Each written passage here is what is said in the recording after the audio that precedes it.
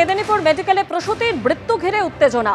Saline দেবার পর মৃত্যু, দাবি মৃতের পরিবারের। গতকাল স্যালাইন দেবার পর অসুস্থ হয়ে পড়েন 5 প্রসূতি, দাবি মৃতের পরিবারের। হাসপাতাল কর্তৃপক্ষের কোনো প্রতিক্রিয়া মেলেনি। অভিযোগ খতিয়ে দেখা হচ্ছে বলে জানালেন সিএমওএইচ। এক প্রসূতির মৃত্যুকে কেন্দ্র করে উত্তেজনা ছড়ালো মেদিনীপুর মেডিকেল কলেজ হাসপাতালে। ত্রুটিযুক্ত স্যালাইন দেওয়ার কারণেই মহিলার মৃত্যু হয়েছে বলে অভিযোগ পরিবারের তরফে।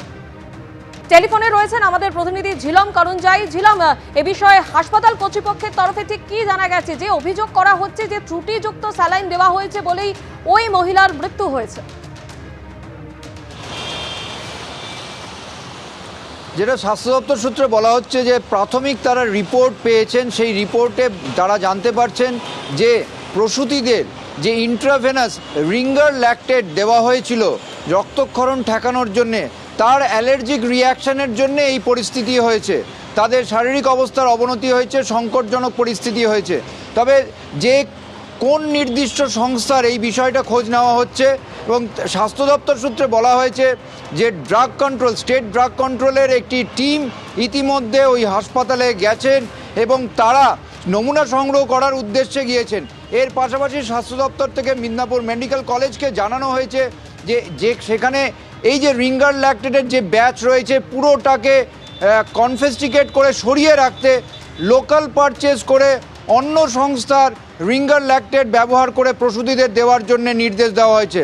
তোমাকে এটাও জানিয়ে রাখবো যে চলতি মাসে স্বাস্থ্য দপ্তর থেকে ইতিমধ্যে এর আগে যে অভিযোগ উঠেছিল বিভিন্ন মেডিকেল কলেজে প্রসূতিদের মৃত্যু হচ্ছে, চোপড়ার একটি ওষুধ রিঙ্গার ল্যাকটেট প্রস্তুতকারী সংস্থাকে তাদেরকে ম্যানুফ্যাকচার না করার নির্দেশ দিয়েছে স্টেট ড্রাগ কন্ট্রোল। এখন স্বাস্থ্য দপ্তর খতিয়ে দেখছেন নির্দিষ্ট করে যে চোপড়াতে যে ম্যানুফ্যাকচার হয় যে রিঙ্গার ল্যাকটেট, সেই সংস্থার স্যালাইন, সেই সংস্থার আইভি এই প্রসূতিদের দেওয়া হয়েছিল কিনা।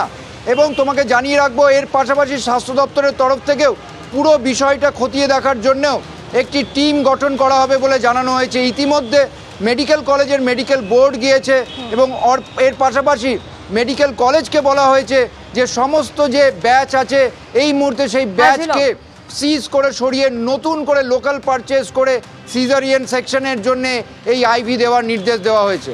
যেরকম তুমি আমাদের সঙ্গে থাকো। আর এই ঘটনায় প্রসূতির পরিবারের তরফ থেকে ঠিক যে অভিযোগ করা হয়েছে রাখবো আপনাদের সামনে। স্পেয়ার স্যালাইনের জন্য মারা গেছে এবং অপারেশনটা হয়েছে জুনিয়র ডাক্তার। পুরো টোটাল চিকিৎসাটাই ভুল চিকিৎসা হয়েছে এবং যদি এরা না পারতো আমরাকে রেফার দেওয়া হলো না কেন? রেফারটা দিলে তো আমরা অন্য কোথাও যেতাম। ডাক্তার রেফারটা দিল না কেন? সিনিয়র ডাক্তার ছিল না? না, এখানে কোনো সিনিয়র ডাক্তার ছিল না আমরা যতদূর শুনেছি। স্যালাইনটা পুরো ডেড ফেল স্যালাইন ছিল। একাধিক অভিযোগ করা হচ্ছে রোগীর পরিবারের তরফে, ডাক্তার ছিল না। আবার এটাও বলা হচ্ছে যে ত্রুটিযুক্ত স্যালাইন দেওয়া হয়েছে এবং সেই জন্যই ওই প্রসূতির মৃত্যু হয়েছে। সরাসরি আমাদের আরেক প্রতিনিধি সোমেন চক্রবর্তী আমাদের সঙ্গে রয়েছেন।